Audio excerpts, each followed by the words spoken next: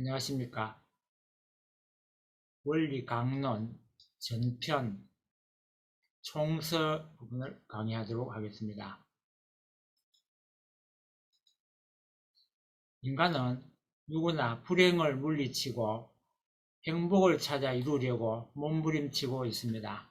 개인의 사소한 일로부터 역사를 좌우하는 큰 일에 이르기까지 그것들은 결국 하나같이 보다 행복해지려는 삶의 표현인 것입니다. 그러면 행복은 어떻게 될 때 오는 것일까요? 행복은 자기의 욕망이 이루어질 때 느끼게 됩니다. 욕망이라고 하면 우리는 흔히 그 본의를 흐려서 생각하기 쉽습니다. 그것은 그 욕망이 선보다도 악으로 나아가기 쉬운 생활 환경 가운데 우리가 살고 있기 때문입니다. 그러나 인간의 본심은 불의를 맺는 욕망이 자신을 불행으로 이끌어 간다는 것을 잘 알고 있기 때문에 악을 지향하는 욕망을 물리치고 선을 추구하는 욕망을 따라 본심이 기뻐하는 행복을 찾으려고 필사적인 노력을 하고 있습니다. 도인의 생활이 바로 그러한 삶입니다. 그러나 유사일에 그 본심대로만 살다 간 사람은 한 분도 없습니다. 로마서 7장 22절에서 24절에 보면 사도 바울은 내 속사람으로는 하나님의 법을 즐거워하되 내 지체 속에서 다른 한 법이 내 마음의 법과 싸워 내 지체 속에서 있는 죄의 법 아래로 나를 잡아오는 것을 보는도다. 오라 나는 공고한 사람이로다 라고 개탄하였던 것입니다. 인간에게는 선의 욕망을 성취하려는 본심의 지향성과 악의 욕망을 달성하려는 사심의 지향성이 있습니다.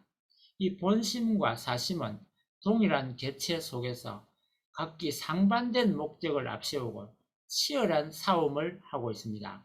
이것이 인간의 모순성입니다. 존재하는 것은 무엇이든지 그 자체 내의 모순성을 갖게 될 때는 파멸됩니다. 따라서 모순성을 가지게 된 인간 자체는 바로 파멸 상태에 놓여 있는 것입니다. 그러면 욕망의 본질로 들어가면 어떻게 되어 있는지를 살펴보도록 하겠습니다. 어떠한 존재도 모순성을 내포하고서 살아갈 수는 없을 것입니다. 그러나 인간이 가지고 있는 그러한 모순성은 후천적인 것이라고 밖에 볼 수 없습니다. 왜냐하면 인간의 이러한 파멸 상태를 기독교에서는 타락이라고 합니다. 모순을 가지고 있는 상태에서 처음부터 생겨날 수가 없는 것입니다.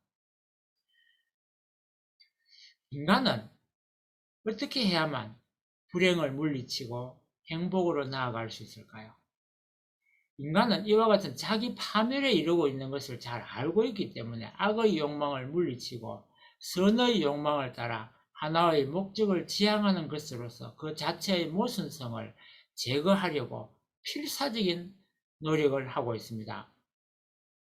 그러나 인간은 궁극에 있어서 선과 악이 무엇인가를 모르고 있습니다. 더구나 본심이 무엇이고 사심은 어디로부터 오는 것이며 또 인간이 이러한 모순성을 갖게 된 근본 원인은 어디에 있는가 하는 것 등의 문제에 대해서는 전혀 모르고 있습니다. 그러므로 우리가 선의 생활을 하기 위하여는 이 무지를 완전히 극복함으로써 선과 악을 판별할 수 있어야 합니다. 인간의 타락을 지적인 면에서 본다면 인간이 무지에 떨어진 것을 의미합니다. 인간은 마음과 몸의 내외 양면으로 되어 있기 때문에 지적인 면에 있어서도 내외 양면의 질을 가지고 있습니다. 따라서 무지에도 내적인 무지와 외적 무지가 있다는 것입니다. 내적인 무지란 종교적으로 말하자면 영적인 무지를 말하는 것입니다. 그것은 인간은 어디로부터 왔으며 생의 목적은 무엇이며 사후는 있는가? 있다면 그것은 어떻게 되어 있는가? 또 내외, 내세라든지 즉 사후의 세계를 말하는데, 하나님에 대한 존재를 우리가 모르고 있다든지 선과 악의 판단을 어떻게 해야 될 것인지에 대한 문제에 대해서 무지한 것입니다. 그리고 외적인 무지라는 것은 인간의 이 몸, 육신을 비롯한 자연계에 대한 무지를 말하는 것으로서 모든 물질 세계의 근본은 무엇이며 그 모든 현상은 각각 어떠한 법칙에 의하여 일어나는가 하는 것에 대한 근본적인 무지에 대한 것을 말하는 것입니다. 그리고 아는 것만큼 이루는 것인데, 우리가 신앙을 수십 년을 한다 해도 하나님을 모르면 신앙을 아직 시작하지도 않은 사람과 같은 것처럼, 우리가 신앙을 하지 않는 사람만도 못하게 되는 사람이 안 되려면 하나님을 알아야 합니다. 예수님께서도 당시에 유대교 지도자, 제사장, 서기관, 바리새인, 사두개파 이런 사람들을 바라보면서 이 독사의 자식들아 라고 말한 이유는 신앙하지 않는 사람같이 무지하기 때문이었습니다. 우리가 왜 열심히 공부하는가? 또 알지 못하면 아무것도 할 수 없기 때문에 공부를 하는 것 아니겠습니까? 어떻게 하면 완성한 인간이 될 수 있을까? 인격적으로 완성한 인간이 되는 것이 영문일 것이고, 또 어떻게 하면 우리 모든 인간들이 바라는 평화롭고 자유로운 이상세계를 이룰 수 있을까 하는 그에 대해서 우리가 무지하다는 것입니다. 인간은 유사 이래 무지에서 지혜로 극복하기 위하여 진리를 찾아 나왔습니다. 그러면 역사에 있어서 종교와 과학이 담당해온 역할은 무엇이겠습니까? 바로 내적 무지에서 내적인 지혜로 극복하기 위해서 내적인 진리를 찾아 나오는 것이 종교의 역할이고, 외적인 무지에서 외적인 지혜로 극복하기 위하여 내적인 진리를 찾아 나온 것이 과학입니다. 이와 같이 과학과 종교는 인생의 양면의 무지에서 양면의 지혜로 극복하기 위하여 양면의 진리를 찾아 나온 방편인 것입니다. 그러므로 인간이 무지로부터 완전히 해방되어 가지고 선의 방향으로만 나아가 영원한 행복을 누리기 위하여서는 종교와 과학이 통일된 하나의 과제로서 해결되어 내외 양면의 진리가 상통하게 되지 않으면 안 됩니다. 그래서 우리는 또 한 가지 질문을 하게 됩니다. 현대 발달된 첨단 과학이나 이러한 또 종교가 가지고 있는 한계점이 무엇인가 하는 것을 질문을 던져보겠습니다. 인생의 실제에 있어서 인간이 밟아온 과정을 두 가지로 크게 구별하여 본다 그러면, 첫째는 물질로 된 결과의 세계에서 인생의 근본을 해결하려는 몸부림입니다. 이러한 길을 지상으로 생각하고 걸어온 사람들은 극도로 발달된 과학의 만능과 물질적인 행복을 자랑하고 있습니다. 그러나 그것으로서 우리 정신, 속 사람의 정신적인 욕구까지 근본적으로 만족시킬 수 없기 때문에 육신을 중심한 외적인 조건만으로는 완전한 행복을 누릴 수 없다는 것입니다. 지금까지의 과학의 연구 대상은 외적인 결과의 세계였으며 현상 세계였습니다. 그러나 오늘에 이르러 내적이며 또한 원인적인 물질의 세계로 그 차원을 넓히지 않으면 안 되는 단계에 들어오고 있습니다. 그래야 그 원인적인 심령 세계에 대한 논리라든지, 즉 내적 진리가 없이는 실체 세계에 대한 과학, 즉 외적인 진리도 그 궁극적인 목적을 달성할 수는 없는 것입니다. 인간이 밟아온 과정의 그 둘째는 결과적인 현상 세계를 초월하여 원인적인 물질 세계에서 인생의 근본 문제를 해결하려는 것입니다. 그러나 어느 철학자도 우리의 고민을 시원하게 풀어주지 못했으며 어느 성현 혼자도 우리의 갈 길을 뚜렷하게 보여주지를 못했습니다. 그들이 제시한 주의와 사상은 도리어 우리에게 잡다한 회의와 과제들을 제기해 놓은 데 지나지 않았던 것입니다. 이 길을 밟아온 철학이나 종교가 많은 공헌을 한 것은 사실입니다만 역사상에 왔다 간 철인들과 성현들은 인생의 갈 길을 열어주려고 선구적인 개척의 길로 나섰던 것은 사실이지만 오늘날 우리가 막상 문제에 부닥쳤을 때 결코 시원하게 답을 들을 수는 없는 것입니다. 내적인 진리를 찾아 나오던 종교인들은 그 사명을 왜 다하지 못하게 되었을까요? 그 원인을 살펴봐야 할 것입니다.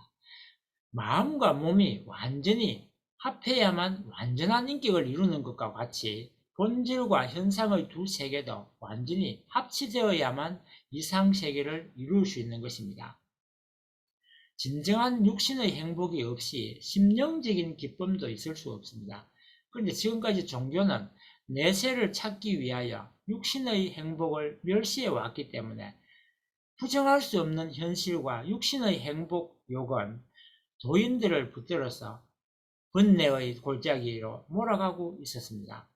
이러한 도의 생활의 모순성과 파멸, 여기에 현대 종교가 아무런 속수무책으로 손을 놓고 있는 주요 원인이 있는 것입니다. 과학의 발달에 따라서 현대인의 지성이 모든 사물에 대한 과학적인 인식을 해명이 필요로 하고 있음에도 불구하고 구태여인한 종교의 교리에는 과학적인 해명이 전적으로 빠져있는, 결여되어 있다는 것입니다. 종교의 궁극적인 목적은 먼저 마음을 믿고 그것을 실천함으로써 달성되는 것입니다. 그런데 믿음은 알미 없이는 생길 수 없고 안다는 것은 곧 인식하는 것을 의미하는 것인데 인간은 논리적이며 실정적인 것이 아니면 인식할 수 없습니다. 이와 같이 내적인 진리에도 논정적인 해명이 필요하게 되어 종교는 그 자체가 과학적으로 해명될 수 있는 시대를 추구해 나왔던 것입니다. 종교와 과학은 인생의 양면의 무지를 타개하기 위한 사명을 각각 분담하고 출발하였기 때문에 그 과정에 있어서는 그것들이 서로 상충되어서 서로 타협할 수 없을 것 같은 양상을 보여왔습니다. 우리가 새 진리는 왜 나와야 하는가? 그에 대한 말씀을 드리고 있습니다. 인간이 그 양면의 무지를 완전히 극복하여 본심이 요구하는 선의 목적을 이루자면 종교와 과학을 통일된 하나의 과제로서 해결해주는 새 진리가 나와야 합니다. 새 진리를 주실 것을 성서 가운데서도 여러 군데 기록되어 있습니다. 요한복음 16장 25절에 이것을 비사로 너희에게 일렀거니와 때가 이르면 다시 비사로 너희에게 이르지 않고 아버지에 대한 것을 밝히 이르리라고 예수님께서 말씀을 하신 것입니다. 물론 진리는 유일하고 영원불변하며 절대적입니다. 그러나 사스삼경이나 불경 이런 경서라는 것이 진리 자체가 아니고 진리를 가르쳐주는 교과서로서 시대에 따라 인간의 심령과 지능의 정도가 점점점 높아져 왔기 때문에 그 진리를 가르쳐주는 범위나 그것을 표현하는 정도와 방법은 시대를 따라 달리하지 않을 수 없는 것입니다. 그것이 바로 새 진리가 나와야 하는 이유입니다. 새 진리가 나와야 한다는 주장은 종교인들, 특히 기독교 신도들에게는 못마땅하게 생각될지도 모릅니다. 왜냐하면 그들은 정서 자체가 완전 무결하다고 생각하고 있기 때문입니다. 모든 인간들은 앞서 말씀드린 대로 내외 양면의 무지에서 내외 양면의 지혜로 완전히 극복할 수 있게 되도록 해야 합니다. 하나님의 실제성과 창조의 심정을 비롯하여 타락인간을 구원해 나오신 애달픈 심정을 알려줄 수 있어야 합니다. 타락인간으로 하여금 악의 길을 막고 목적을 이루게 함으로써 인간의 모순성을 극복하게 할 수 있어야 하는 것입니다. 그것이 바로 새 진리의 사명이 아니겠습니까? 하나님의 구원 섭리가 완전히 이루어지려면 이 새 진리가 민주주의 세계에서 주창해온 유심론을 또 새로운 차원으로 성화시켜서 공산주의에서 주창하는 유물론을 흡수함으로써 온 인류를 새 세계로 옮길 수 있어야 합니다. 이와 같이 새 진리는 역사 이래 모든 주의나 사상은 물론이고 모든 종교까지도 하나의 길로 완전히 통일시킬 수 있어야 합니다. 그런데 통일은 먼저 마음과 몸의 통일, 부부의 통일로부터 시작되는 것입니다. 진리의 목적이 선을 찾아 이루려는 데 있고 선의 본체가 바로 하나님이시므로 그 진리에 의하여 도달된 세계는 하나님을 부모로 모시고 서로 형제에 얽혀 사는 세계인 것입니다. 하나님의 구원 섭리의 궁극적인 목적은 지상 천국을 이루시려는 데 있는 것입니다. 이렇게 새 진리는 타락 인간을 그 창조 본연의 인간으로 되돌아가게 하기 위하여 하나님이 인간을 비롯한 피조 세계를 창조하신 목적을 분명히 명확히 가르쳐 줌으로써 복귀 과정에 있는 타락 인간의 궁극적인 목적이 무엇인가를 깨달아 알게 되는 것입니다. 인간은 과연 문자 그대로 선악과를 따먹고 타락되었는가? 또 하나님은 왜 타락될 가능성이 있는 인간을 창조하셨으며 인간의 타락을 왜 막지 못하셨는가?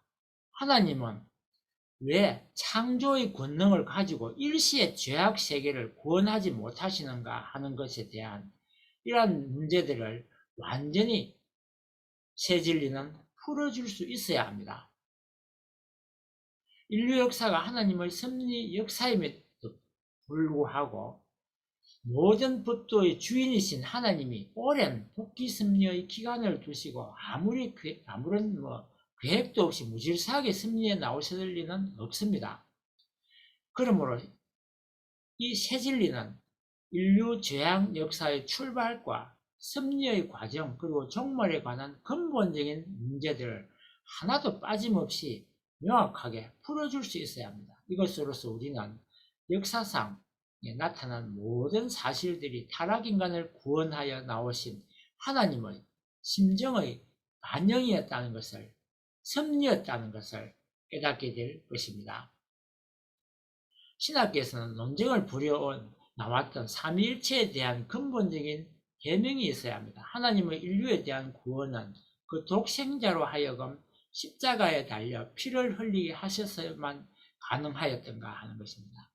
더 나아가서 십자가의 대속의 한계는 어디까지인가 하는 것을 의문을 제기합니다. 뿐만 아니라 예수님의 재림은 언제, 어디로, 어떻게 이루어질 것이며 또 그때의 일어나게 될 천변지는 하늘이 무너지는 그러한 일들은 무엇을 의미하는가 하는 것 등 상징과 비유로 기록되어 있는 성서의 수많은 난 문제들을 누구나 다 알 수 있도록 밝히 가르쳐 줄 수 있어야 합니다.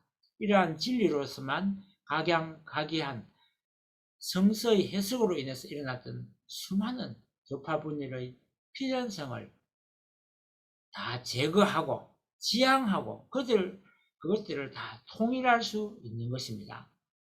이와 진간을 생명의 길로 인도하는 최종적인 진리는 어떠한 경서나 문헌에 의한 종합적인 연구의 결과나 혹은 어떠한 인간의 두뇌에서 나올 수는 없는 것입니다. 그러므로 성서 요한계시록 10장과 11절에 보면 많은 백성과 나라와 방언이 또 임금에게 다시 예언되어야 하리라고 말씀하신 바와 같이 이 진리는 하나님의 계시로서 우리에게 나타나야 합니다. 그런데 하나님은 이미 이 땅 위에 인생과 우주의 근본 문제를 해결하기 위하여 한 분을 보내셨으니 그분이 바로 문선명 선생이십니다. 선생님은 혈혈단신으로 영계와 육계의 엄만 사탄과 싸워 승리하셨습니다. 하나님과 은밀히 영적으로 교통하는 가운데서 예수님을 비롯한 낙원의 수많은 성현들과 자유로이 접촉하시면서 모든 하늘의 비밀, 천륜의 비밀을 밝혀내셨습니다. 이상 총서 부분을 말씀드렸습니다. 다음에부터는 구체적으로 하나님에 대해서 밝히도록 하고 오늘은 여기서 마치겠습니다. 가동부회장 김정섭이었습니다. 감사합니다. 끝까지 들어주셔서 감사합니다.